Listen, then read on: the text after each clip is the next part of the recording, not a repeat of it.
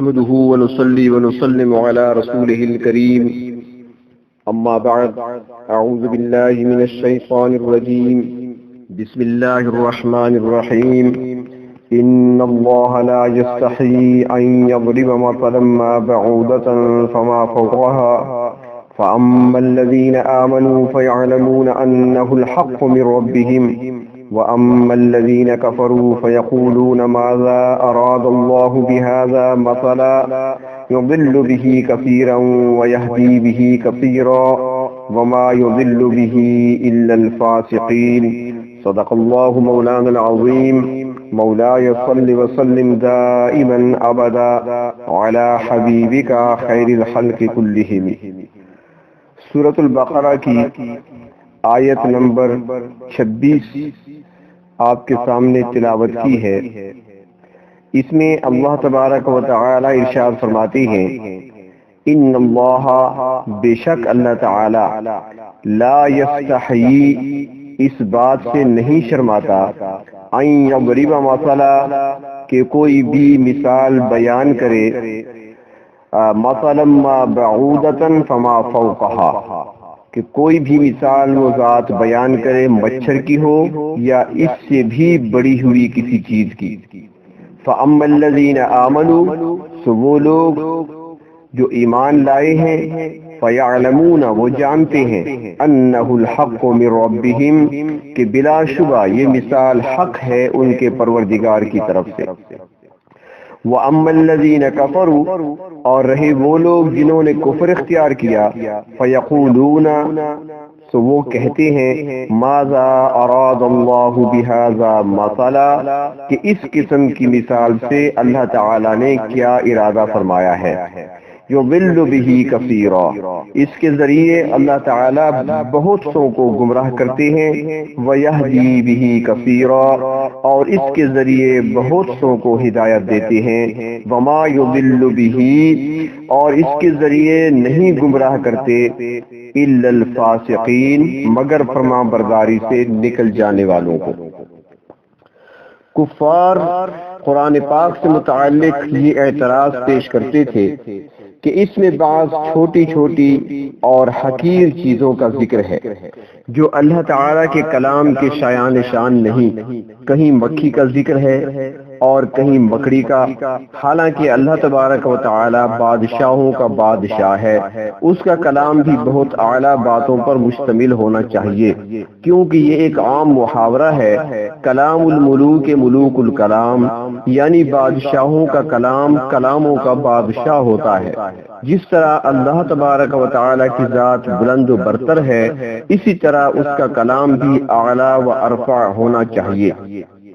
اس میں مکھی مچھر جیسی ادنا چیزوں کا ذکر نہیں ہونا چاہیے. اس اعتراض کے جواب میں اللہ تبارک و تعالی نے ارشاد فرمایا ان اللہ لا یستحیی ان یضرب مثلا ما بعودۃ فما فوقها یعنی اللہ تعالی کی شان اور عظمت کے یہ ہرگز منافی نہیں کہ وہ مچھر یا اس سے کسی بڑی چیز کی مثال بیان فرمائے، کیونکہ ان چھوٹی چھوٹی چیزوں کی مثالیں انسانوں کے سمجھانے کے لیے بیان کی جاتی ہیں. یہ تو بعض لوگوں کی عقل یا ان کے عرف کی کمزوری کی دلیل ہے کہ وہ بعض حقیر چیزوں کا تذکرہ مناسب نہیں سمجھتے، مگر حکمت کے اصول کے تحت ایسی چیزوں کے بیان کو ترک نہیں کیا جا سکتا اور نہ ہی کسی سے خوف زدہ ہو کر یا کسی کو خوش کرنے کے لیے کسی چیز کا بیان روکا جا سکتا ہے. حقیر چیزوں میں بڑے مفید پہلو بھی ہوتے ہیں. قرآن پاک میں مکھیوں اور مکڑی کا ذکر ہے اور ان کی مثال دے کر بڑی مفید باتیں سمجھائی گئی ہیں، لہذا ایسی مثالوں کے ترک کرنے کا کوئی جواز نہیں بنتا. اس قسم کی مثالیں اکثر حکماء کے کلام میں پائی جاتی ہیں. عربی زبان میں بھی ایسی مثالیں پائی جاتی ہیں، ہماری اردو میں بھی ہوتی ہیں. مثلاً کیا پھگی کا شوربہ، اس طرح کی مثالیں دی جاتی ہیں. حضور اکرم صلی اللہ علیہ وسلم نے بھی حقیقت کو سمجھانے کے لیے مثال بیان فرمائی.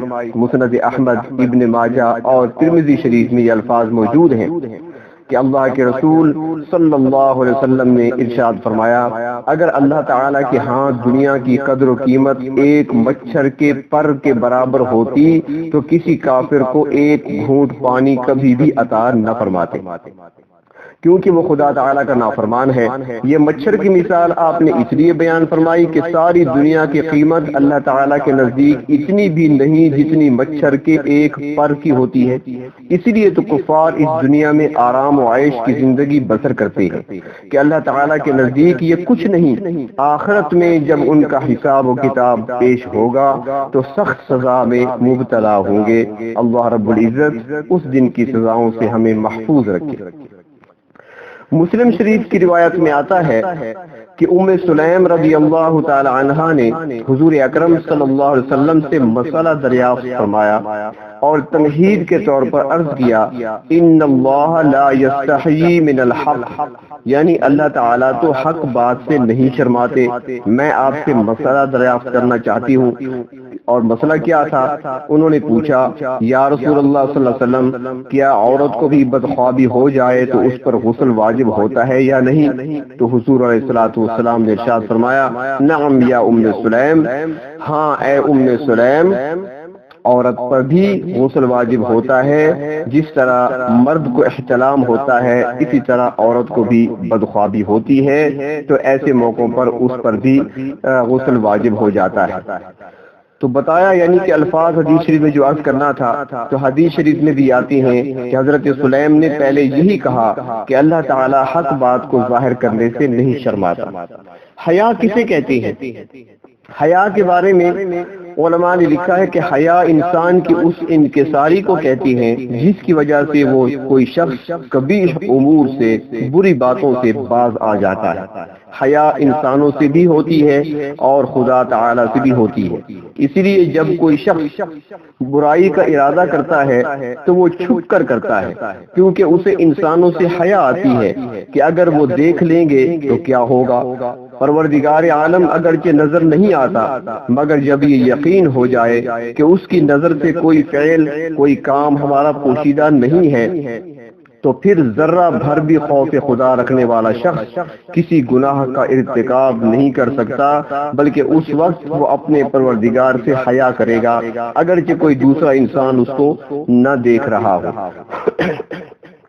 اور یہ کرنا بھی چاہیے، کیونکہ قیامت کے دن اگر پروردگار عالم یہ سوال کر لیں کہ اے میرے بندے، گناہ کرتے وقت تو نے ہر کھڑکی بند کر دی، ہر دروازہ بند کر دیا، ہر راستہ جس سے کوئی دیکھ سکتا تھا تو نے بند کر دیا، اس لیے تاکہ تجھے کوئی دیکھے نہیں، اور وہ اس لیے کیا تو نے کہ تجھے اپنے دوستوں سے حیا آتی تھی، رشتہ داروں سے حیا آتی تھی، لوگوں سے حیا آتی تھی، بڑوں سے حیا آتی تھی۔ اے میرے بندے، گناہ کرتے وقت تو نے بڑوں سے بھی حیا کی، تو نے رشتہ داروں سے بھی حیا کی، تو نے دوستوں سے بھی حیا کی، لیکن اے میرے بندے، تو جانتا تھا کہ تو اس کھڑکی کو بند نہیں کر سکتا جہاں سے میں دیکھ رہا ہوں، تو کیا تجھے غلطی کرتے ہوئے، گناہ کرتے ہوئے مجھ سے حیا کیوں نہیں آئی؟ اگر یہ سوال کر لیا گیا ہم سے تو ہمارے پاس اس کا جواب کوئی نہیں ہوگا۔ تو فرماتے ہیں کہ حیا کی ایک قسم حیائے عبودیت ہے، یعنی ایک عابد و زاہد اپنی تمام قوتیں اللہ رب العزت کی عبادت میں صرف کرنے کے باوجود یہی سمجھتا ہے کہ وہ اس کی عبادت کا حق ادا نہیں کر سکا۔ اللہ تعالیٰ نے اس پر جس قدر انعامات کیے ہیں، اگر وہ ساری عمر بھی عبادت میں لگا دے، یعنی پیدائش کے وقت ہی اللہ تعالیٰ اس کو فہم عطا کرے اور وہ سجدے میں گر جائے اور ساری عمر اسی ایک سجدے میں گزار دے اور وہیں اس کی موت آ جائے، تو وہ بارگاہ رب العزت میں عرض کرے گا مولا کریم، میں تیری عبادت کا حق ادا نہیں کر سکا۔ اور تاریخ بتاتی ہے کہ بہت ساری ایسی شخصیات جو سالہ سال تک عشاء کے وضو سے صبح کی نماز پڑھا کرتے تھے، جب وہ حرم پہنچتے ہیں بیت اللہ کا غلاف پکڑ کے کہتے ہیں ما عبدناک حق عبادتک، اے رب تیری عبادت کا ہم حق ادا نہیں کر سکتے۔ تو اس کو کہتے ہیں حیائے عبودیت۔ بعض اوقات حیا خود اپنے نفس سے بھی ہوتی ہے، جب اسے کوئی شخص دیکھنے والا نہ ہو تو بعض اوقات انسان خود اپنے جی میں شرم محسوس کرنے لگتا ہے کہ میں کیا کر رہا ہوں، میں کسے دھوکہ دے رہا ہوں۔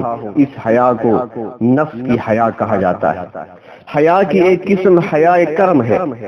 خود نبی کریم صلی اللہ علیہ وسلم کا واقعہ ہے کہ آپ نے بعض صحابہ کرام کو رضی اللہ تعالی عنہم ان کو کھانے پر بلایا۔ جب وہ تشریف لائے آپ کے گھر میں، کھانا کھا چکے، تو کھانا کھا چکنے کے بعد وہ لوگ وہیں بیٹھ کر بات چیت کرنے لگے۔ یہ چیز رحمت دو عالم صلی اللہ علیہ وسلم کو ناگوار گزری، مگر آپ نے حیا کرم کی وجہ سے انہیں زبان مبارک سے کچھ نہ کہا، بلکہ اٹھ کر باہر چلے گئے تاکہ یہ لوگ بھی چلے جائیں، مگر وہ بیٹھے رہے اور باتیں کرتے رہے حتیٰ کہ نبی کریم صلی اللہ علیہ وسلم پھر تشریف لے آئے۔ اس پر اللہ تبارک و تعالی نے قرآن کریم کی آیات نازل فرمائیں کہ جب میرے نبی کہ گھر پر کھانا کھانے کے لیے جاتے ہو تو وہاں بیٹھ کر بات چیت میں وقت نہ گزارو۔ اللہ تعالیٰ کا نبی تو حیا کرم کی وجہ سے تمہیں نہیں کہتا، مگر خود ہی احساس کرو اور کھانا کھا کر واپس چلے جایا کرو، بے شک اللہ تعالیٰ حق بات کہنے سے نہیں شرماتا۔ یہ آیات قرآن حکیم کی نازل ہوئی۔ تو فرمایا جب اللہ تعالیٰ اس قسم کی مثالیں بیان فرماتے ہیں تو مومن اور کافر پر ان کے مختلف اثرات مرتب ہوتے ہیں۔ فَأَمَّا الَّذِينَ آمَنُوا فَيَعْلَمُونَ أَنَّهُ الْحَقُّ مِنْ رَبِّهِمْ، ایماندار لوگ بخوبی جانتے ہیں کہ یہ چھوٹی چھوٹی مثالیں بے معنی نہیں ہیں، بلکہ یہ ان کے رب کی طرف سے حق ہے اور ان کا بیان کرنا حکمت کے منافی نہیں، لہٰذا وہ اس سے برا نہیں مناتے۔ وَأَمَّا الَّذِينَ كَفَرُوا، اور وہ لوگ جنہوں نے کفر کیا، فَيَقُولُونَ، تو وہ کہتے ہیں مَاذَا أَرَادَ اللَّهُ بِهَذَا مَثَلًا، اللہ تعالیٰ نے اس مثال کے ساتھ کیا ارادہ کیا ہے۔ وہ لوگ طعن کرتے ہیں بطور استہزاء کے اور تحقیر کے، کہتے ہیں کہ ایسی معمولی چیزوں کی مثال بیان کرنے سے اللہ تبارک و تعالیٰ کو کیا حاصل ہوا؟ اگر مثال ہی بیان کرنا تھی تو کسی اعلیٰ چیز کی مثال بیان کی جاتی، مکھی اور مچھر کی مثال کی کیا حیثیت ہے؟ تو اس کے جواب میں پروردگار عالم نے فرمایا کہ اس مثال کو معمولی چیز نہ سمجھو، کیونکہ یضل بہ کثیرا، اللہ تعالیٰ اسی مثال کے ذریعے بہت سے لوگوں کو گمراہ کر دیتا ہے۔ ایسی بات بعض لوگوں کے ذہن میں فٹ نہیں بیٹھتی، جس کی وجہ سے وہ طرح طرح کے اعتراض کرتے ہیں، حالانکہ نہ تو وہ حکمت کے اصولوں سے واقف ہوتے ہیں اور نہ ہی انہیں کلام کی حقیقت کا علم ہوتا ہے، لہذا فضول اعتراض پیش کرتے ہیں اور گمراہ ہو جاتے ہیں۔ اور فرمایا کہ ایسی مثالیں صرف گمراہ ہی نہیں کرتی بلکہ وَيَهْدِي بِهِ كَثِيرًا، اللہ تعالیٰ انہی مثالوں کے ذریعے ہدایت بھی دیتا ہے۔ جو لوگ مثال کے ذریعے بات کو آسانی سے سمجھ جاتے ہیں وہ حقیقت کو پا لیتے ہیں، لہذا ہدایت یافتہ ہو جاتے ہیں۔ فرمایا وَمَا يُضِلُّ بِهِ إِلَّا الْفَاسِقِينَ، یعنی گمراہ وہی لوگ ہوتے ہیں جو فاسق ہوتے ہیں، اللہ تعالیٰ کے احکام کی نافرمانی کرتے ہیں۔ کوئی ایمانداروں، منصف مزاج اور حق کا طالب وہ کبھی گمراہ نہیں ہوتا۔ فسق کا معنی ہے خروج یا باہر نکلنا۔ اصطلاح شریعت میں اللہ تبارک و تعالی کی اطاعت سے نکل جانا فسق کہلاتا ہے، اور اس کی مختلف صورتیں ہیں۔ مثلا اپنے کفر و انکار کی وجہ سے اطاعت سے نکل جانا، یا عملی نافرمانی کی وجہ سے اطاعت سے نکل جانا۔ قرآن مجید میں اکثر فاسق کا لفظ کافروں کے لیے آیا ہے۔ فقہائے کرام گناہ کبیرہ کرنے والے مسلمان کو بھی فاسق کہتے ہیں، اس طرح وہ مسلمان بھی فاسق کہلاتا ہے جو صغیرہ گناہ پر اصرار کرے، یعنی اس کی عادت بنا لے۔ یعنی گناہ تو بظاہر صغیرہ ہے، گناہ تو چھوٹا ہے، لیکن بار بار کیا جائے تو اس لیے فرماتے ہیں کہ صغیرہ جس کو بار بار کیا جائے وہ صغیرہ نہیں رہتا، اور کبیرہ جب اس پر توبہ کر لی جائے تو وہ کبیرہ نہیں رہتا۔ اس لیے گناہوں پر اصرار نہیں ہونا چاہیے۔ غلطی انسان سے ہو جائے، گناہ انسان سے ہو جائے، وہ یہ نہ دیکھے کہ یہ چھوٹا ہے یا بڑا ہے۔ اس لیے اللہ والے کہتے ہیں یہ نہ دیکھا کرو کہ گناہ چھوٹا ہے یا گناہ بڑا ہے، بلکہ یہ سوچ لیا کرو کہ میں نافرمانی کس کی کر رہا ہوں۔ چھوٹا گناہ ہے تو تب بھی نافرمانی ہے، بڑا گناہ ہے تو تب بھی نافرمانی ہے۔ یہ تصور کر لیا کرو میں کس کی نافرمانی کر رہا ہوں۔ اور حضرات یہ بھی فرماتے ہیں کہ آگ جلانے کا کام کرتی ہے، آگ کے اندر نقصان ہی نقصان ہے، چاہے وہ بڑا انگارہ ہو، بڑا شعلہ ہو، یا چاہے وہ ایک چنگاری ہو۔ جو کام شعلہ کرتا ہے وہی کام بعض اوقات چنگاری بھی کر دیتی ہے۔ تو اسی طرح کسی گناہ کو معمولی نہ سمجھا جائے، بلکہ کوشش یہ ہونی چاہیے کہ انسان ہر گناہ سے اپنے آپ کو بچائے، کیونکہ پروردگار عالم کی نافرمانی ہے، وہ منعم حقیقی ہے، محسن حقیقی ہے، اس کی نافرمانی ہے۔ تو لہذا جو بندے جو کفار ہیں ان کے لیے بھی لفظ فاسق کا آیا ہے قرآن حکیم میں، اور اکثر انہی کے لیے لفظ استعمال ہوا ہے۔ لیکن جو گناہ صغیرہ کرتے ہیں، جو کبیرہ کرنے والے ہیں، ان کے لیے تو یہ لفظ ہے ہی، لیکن جو گناہ صغیرہ پر اصرار کرتے ہیں، عادت بنا لیتے ہیں، گناہ پہ گناہ کیے جاتے ہیں، تو ان کے لیے بھی لفظ فاسق کا استعمال کیا جاتا ہے، اور اس کو بھی فاسق کہا جاتا ہے۔ اللہ تبارک و تعالی ہمیں مؤمنین متقین میں شامل فرمائے، اور ہمیں اللہ رب العزت ہر قسم کے فسق و فجور سے اور اپنی نافرمانی سے اپنی حفاظت میں رکھے، اور اللہ رب العزت نفس اور شیطان کے شر سے بھی ہماری حفاظت فرمائے۔ وآخر دعوانا ان الحمد للہ رب العالمین۔